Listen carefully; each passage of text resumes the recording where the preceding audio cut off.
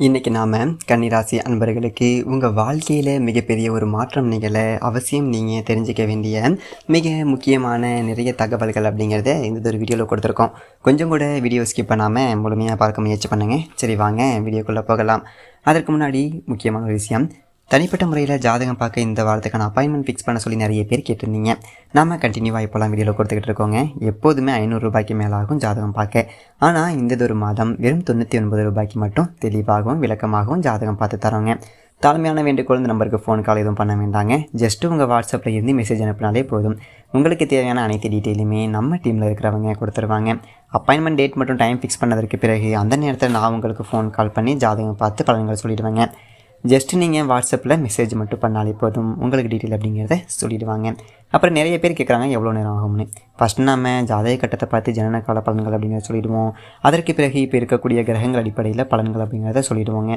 அதற்கப்புறமா உங்களுக்கு இருக்கக்கூடிய சந்தேகங்கள், கேள்விகள் இதெல்லாம் நீங்கள் கேட்கலாம்.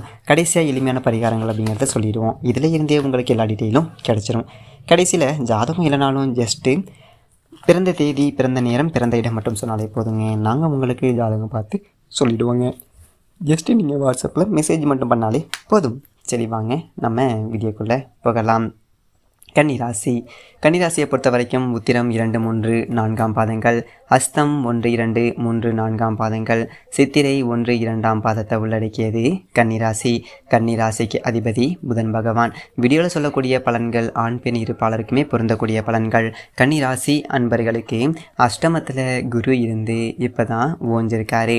இந்த அஷ்டமத்தில் குரு இருந்தப்போ உங்களுடைய வாழ்க்கை அப்படிங்கிறது சுத்தமாக உங்களை ஜீரோவுக்கு கொண்டு போய் விட்டுருக்கோம். அதை விட முக்கியமாக ராகுவும் கேதுவும் குடும்பத்தை திட்டத்திட்ட சிதைச்சிருந்துருப்பாங்க. ஒரு கிரகங்களை தப்பாக சொல்கிறோம் அப்படிங்கிறது மட்டும் எந்த அளவுக்கு நம்ம நம்பிக்கையை விதைச்சோமோ அந்த நம்பிக்கை அனைத்தும் உடைந்து மன ரீதியான ஒரு பிரச்சனைகள் அப்படிங்கிறது அதிகமாக ஏற்பட்டிருந்திருக்கும். ஏன் மன வியாதி வந்துருச்சு, குழப்பங்கள் அப்படிங்கிறது அதிகமாக வந்துருச்சு, மன அழுத்தம் அப்படிங்கிறது அதிகமாக வந்துருச்சு அப்படின்னு கூட சொல்லலாம். பல நேரங்களில் நம்மளுடைய வாழ்க்கை அப்படிங்கிறது ஒரு நல்லதொரு நிலைமைக்கு வராதா அப்படின்னு சொல்லிட்டு கன்னிராசி அன்பர்கள் ஏங்குகிற ஒரு நாட்கள் அப்படிங்கிறது அதிகம். குடும்ப ரீதியாகவும் பிரச்சனை, பண ரீதியாகவும் பிரச்சனை, மன ரீதியாகவும் பிரச்சனை, மனசுக்குள்ளே இருந்த ஆசைகள் எதுவுமே நடக்கலை, வாழ்க்கை சந்தோஷமாக போகலை அப்படிங்கிற ஒரு விஷயத்தில் ரொம்ப ஒரு வெளிப்படையாக பேசக்கூடிய ஒரு நபர்கள் யார் அப்படின்னா கன்னிராசி அன்பர்கள் தான். இந்த கன்னிராசி அன்பர்களுக்கு ஒரு சுமூகமான ஒரு காலகட்டமாக இந்த ஒரு காலகட்டம் அப்படிங்கிறது நிகழணும் அப்படின்னா அதுக்கு என்ன செய்யலாம்? ஃபஸ்ட்டு நிறைய பரிகாரங்கள், ஹோமங்கள், ஆலயங்களுக்கு போகிறீங்க. அப்படி போனாலுமே கன்னிராசி அன்பர்களுக்கு ஏதோ ஒரு விஷயம், ஒரு சில கன்னிராசி அன்பர்கள் பசங்களை பிரிஞ்சு, அப்பா அம்மாவை பிரிஞ்சு வாழ்கிறீங்க, ஏன் கணவனையோ மனைவியோ பிரிஞ்சு வாழ்கிறீங்க. ஒரு பாக்கிய ஸ்தானத்தில் இருக்கும் பொழுது தொழிலும் வியாபாரமும் வேலை வாய்ப்பும் நல்லா இருந்தால் மட்டும் போதாது. வாழ்க்கை அப்படிங்கிற ஒரு சுபர் நல்லா இருந்தது அப்படின்னா நீங்கள் ரொம்ப நல்லா இருக்கலாம் அப்படிங்கிறதுக்கு இது ஒரு சான்று. அப்பேற்பட்ட கன்னிராசி அன்பர்களுக்கு வாழ்க்கையில் என்னது ஒரு பிரச்சனை, ஏன் நடக்குது, என்ன செய்யலாம், எப்படி இதை மாற்றலாம் அப்படிங்கிற ஒரு கிளியரான பிக்சர் இந்த வீடியோ மூலமாக உங்களுக்கு நிச்சயமாக கிடைக்கும். கன்னிராசி அன்பர்களை பொறுத்த வரைக்கும் 5 விதமான ஒரு பிரச்சனைகள் அப்படிங்கிறத சந்திச்சிருப்பாங்க. முதல் பிரச்சனை பணம் சம்பந்தப்பட்ட ஒரு பிரச்சனை, ரொம்ப மோசமாக கிரிட்டிக்கலாக போயிட்டு அடுத்தவங்க கிட்ட கையேந்தக்கூடிய ஒரு சூழ்நிலை அப்படிங்கிறது ஏற்பட்டிருக்கலாம். இரண்டாவது விஷயம், கொடுத்தது ஒரு பணத்தை வாங்க முடியுமா முடியாதா, அதாவது கடன் அளவை குறைக்கிறது பெருசு கிடையாது, அந்த கடன் அளவு அப்படிங்கிறது இனிமேல் அதிகமாகாமல் இருக்கணும். அதே மாதிரி ஒரு சில கன்னிராசி அன்பர்கள் இரட்டையர்களாக கூட பிறப்பாங்க. இருவருடைய வாழ்க்கையும் ஒரே மாதிரி போகும் அப்படின்னு சொல்லிட்டு சொல்ல முடியாது. ஏன்னா ஒருத்தவங்க ரொம்ப நல்லா போவாங்க, ஒருத்தவங்க கஷ்டப்படுவாங்க. சில வேண்டாத ஒரு நபர்களால் ஏற்படும் பிரச்சனைகள் கன்னிராசி அன்பர்களுக்கு ரொம்ப அதிகம். மன ரீதியாகவும் சரி, பொருளாதார ரீதியாகவும் சரி, பிரச்சனைகளை சந்திக்கிறவங்க கன்னிராசி அன்பர்கள் அப்படிங்கிறதுல மாற்று கருத்தே கிடையாது. கன்னிராசி அன்பர்களுக்கு இன்னொரு பெரிய டிராபேக் என்ன அப்படின்னா, மனசில் பட்டதொரு விஷயத்தை வெளிப்படையாக பேசுகிறது அப்படிங்கிறது ரொம்ப கஷ்டமாக இருக்கும். ஏன் அப்படின்னா அப்படி பேசிட்டா சுற்றி உள்ளவங்க இவங்களை ரொம்ப வெறுத்துருவாங்க. மூன்றாவது விஷயம், சொந்ததொரு குடும்பத்தில் உள்ளவங்களே புரிஞ்சிக்க மாட்டாங்க. நான்காவது விஷயம், சாபம் அப்படிங்கிறது அதிகமாக பெற்ற ராசி கன்னிராசி. ஐந்தாவது விஷயம், திருமண வாழ்க்கையில் புக்தி இல்லாத ஒரு ராசி கன்னிராசி. இந்த எல்லாமே ஒரு நாள் மாறிடும் அப்படிங்கிற ஒரு நம்பிக்கையில் வாழ்க்கையை வாழ்ந்துக்கிட்டு இருக்காங்க. இவங்க வாழ்க்கை அப்படிங்கிறது வெற்றியை கொடுக்க இந்த ஒரு வீடியோ உறுதுணையாக இருக்கும், நிச்சயம் இருக்கும். முதல் விஷயம், தஞ்சாவூர் மாவட்டம் சுவாமிமலை அருகில் இருக்கக்கூடிய ஆதனூர் அப்படிங்கிற ஒரு கோவிலில் 108 திவ்ய தேசத்தில் இதுவும் ஒரு முக்கியமான ஒரு ஸ்தலம். ஆதனூர் ஸ்ரீ ஆண்டலைக்கும் ஐயன் கோவில் பெருமாள் ஆலயம் இது. இந்த ஒரு கோவிலுக்கு போயிட்டு வாங்க, உங்களுடைய வாழ்க்கை அப்படிங்கிறது நல்லாயிருக்கும். அதே மாதிரி சென்னை அருகில் இருக்கக்கூடிய திருக்கலிக்குன்றம் வேதகிரீஸ்வரர் ஆலயம். இந்த ஒரு கோவிலுக்கு புதன்கிழமைகளில் போயிட்டு வந்தாலும் கன்னிராசி அன்பர்கள் வாழ்க்கையில் ரொம்ப நல்லா இருப்பாங்க. அதே மாதிரி திருவெங்காடில் இருக்கக்கூடிய புதன் ஸ்தலத்திற்கு சென்று வந்தாலும் கன்னிராசி அன்பர்களுக்கு வாழ்க்கை அப்படிங்கிறது சிறப்பாக இருக்கும். இது எல்லாமே நம்ம ப்ரீவியஸ் வீடியோஸில் ஆல்ரெடி கொடுத்துருக்க ஒரு ஸ்தலங்கள். இதுக்கெல்லாம் போயிட்டு வந்தும் கன்னிராசி அன்பர்கள் ஒரு சிலருக்கு பிரச்சனைகள் அப்படிங்கிறது தீரலை. எனக்கு இன்னும் பத்தலை, எங்கே போனாலுமே ஜெயிக்கவே முடியலை. இயல்பாக குலதெய்வ கோவிலுக்கு போனாலும் சரி, அன்னதானம் போனாலும் சரி, வாழ்க்கையில் நல்லது பண்ணாலும் சரி, பிரச்சனையை சந்திச்சுட்டு தான் இருக்கேன். பாஸ்ட்டை எப்படியோ கடந்து வந்துட்டோம், ஆனால் ஃப்யூச்சரை கடக்க முடியாத ஒரு சுச்சுவேஷனில் இருக்கும் அப்படின்னு சொல்லிட்டு வருத்தப்படுறீங்க இல்லைங்களா? உங்கள் வருத்தங்கள் வேதனைகள் சரியாகணும் அப்படின்னா இந்த ஒரு விஷயத்தை நீங்கள் ஃபாலோ பண்ணுங்கள். ஒரு ஜாதகத்தை எடுத்தால் செவ்வாய் தோஷம் இருக்கும், ராகு கேது தோஷம் இருக்கும், பித்ரு தோஷம் இருக்கும், இன்னும் சில பேருக்கு பிரம்மஹஸ்தி தோஷம் இருக்கும், இன்னும் சில பேருக்கு இருதார தோஷம் இருக்கும். ஜாதகத்தில் சனி சண்டாள தோஷம் ஒரு சிலருக்கு இருக்கும்.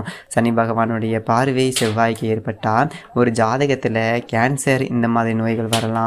ஏன் இன்னும் சில பேருக்கு சொல்ல முடியாத வியாதிகள் ஏற்படலாம். ஒரு சில கன்னிராசி அன்பர்கள் தவறான ஒரு பழக்க வழக்கங்கள் தொழில் கூட செய்யலாம்.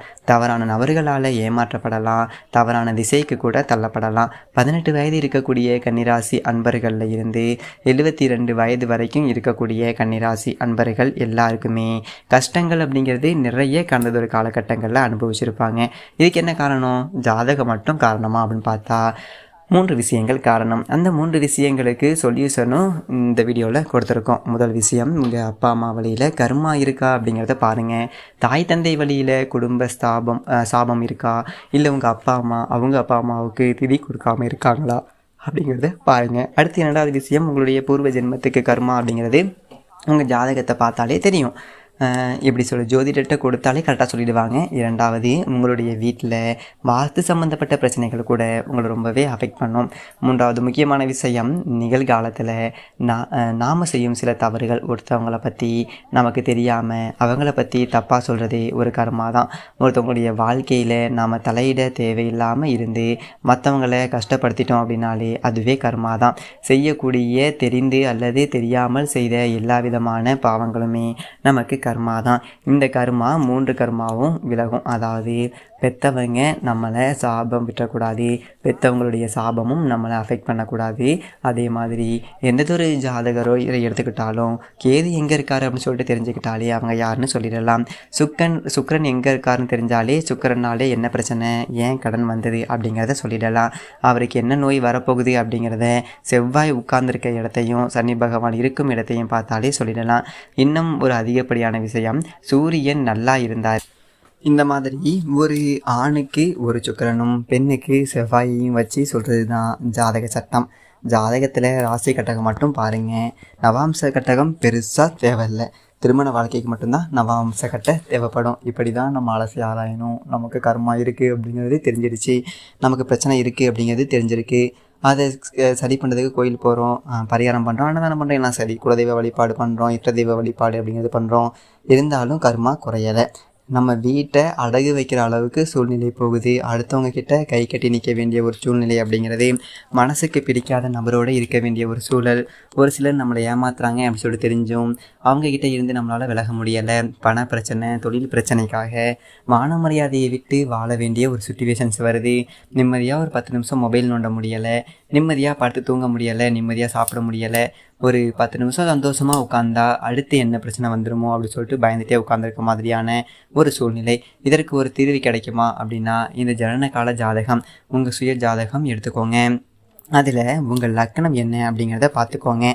நீங்கள் கன்னி ராசியில் மேஷ லக்கணமாகவோ அல்லது விருச்சக லக்கணமாகவோ இருந்தீங்க அப்படின்னா நீங்கள் தேர்ந்தெடுக்க வேண்டிய தினம் செவ்வாய்க்கிழமை. நீங்கள் ரிஷப லக்கணமாகவோ துலாம் லக்கணமாகவோ இருந்தால் வெள்ளிக்கிழமையை தேர்ந்தெடுத்துக்கோங்க. மிதுன லக்கணம் அல்லது கன்னி லக்கணமாக இருந்தீங்க அப்படின்னா புதன்கிழமையை தேர்ந்தெடுத்துக்கணும். கடக லக்கணமாக இருந்தீங்க அப்படின்னா திங்கட்கிழமை தேர்ந்தெடுக்கலாம். அல்லது எல்லா கிழமைகளிலையுமே வரக்கூடிய இரவு நேரம் அப்படிங்கிறத தேர்ந்தெடுக்கலாம். சிம்ம லக்கணமாக இருந்தீங்க அப்படின்னா ஞாயிற்றுக்கிழமை தேர்ந்தெடுக்கணும்.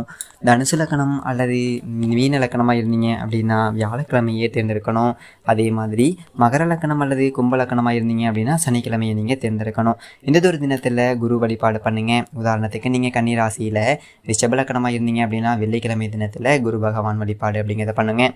இந்த மாதிரி உங்கள் லக்கணத்துக்கு ஏற்ற மாதிரி வீடியோவில் சொல்லப்பட்டிருக்கக்கூடிய அந்த ஒரு தினத்தில் குரு பகவான் வழிபாடு அப்படிங்கிறத பண்ணுங்கள். அப்படி பண்ணும்போது உங்கள் வாழ்க்கையில் கண்டிப்பாக நல்லதொரு மாற்றம் அப்படிங்கிறது இருக்கும். கூடவே குரு பகவான் வழிபாடு அப்படிங்கிறத செய்யும்போது அதோடு சேர்த்து குலதெய்வ வழிபாட்டையும் பண்ணிடுங்க. இது முதல் விஷயம். அடுத்ததொரு வெள்ளிக்கிழமை இதே மாதிரி இஷ்டதெய்வ வழிபாடு அப்படிங்கிறத பண்ணுங்கள். குரு வழிபாடு ப்ளஸ் இஷ்டதெய்வ வழிபாடு கண்டிப்பாக உங்கள் வாழ்க்கையில் நல்லதொரு மாற்றம் அப்படிங்கிறது ஏற்படும். இந்த கண்டினியூஸாக ஃபாலோ பண்ணுங்கள். முதல் வாரம் குரு பகவான் வழிபாடு, 2வது வாரம் குரு பகவான் வழிபாடு ப்ளஸ் குலதெய்வ வழிபாடு, 3வது வாரம் பகவான் வழிபாடு இஷ்டதெய்வ வழிபாடு. இதை நீங்கள் கண்டினியூ பண்ணி பாருங்கள். உங்கள் வாழ்க்கையில் எவ்வளோ பெரிய மாற்றம் அப்படிங்கிறது வருது அப்படிங்கிறத கண்கூட பார்க்க முடியும். ஓகே, இதே மாதிரி நல்ல வீடியோவில் பார்ப்போம். நன்றி, வணக்கம்.